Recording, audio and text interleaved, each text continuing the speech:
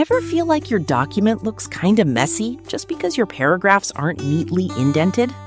Yeah, same here.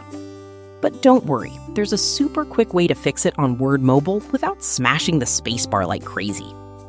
Let me show you how. Alright, so first things first, open up your document in Word Mobile.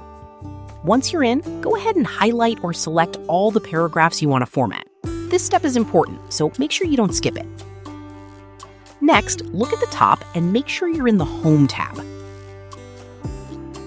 From there, scroll down a bit until you find something called Paragraph Formatting. Tap on that, and now you're getting closer. After that, you'll see an option called Special Indent. Tap it, and boom, you'll get two choices, first line or hanging. If you want that classic book-style look, go with first line indent. But if you're working on something like a reference list or notes, hanging indent might be exactly what you need. And that's it. No more tapping the spacebar over and over again like it's 2010. Way faster, way cleaner, and honestly, it just makes your document look more professional. So yeah, next time your paragraphs look off, you already know the trick. Try it out and see the difference instantly.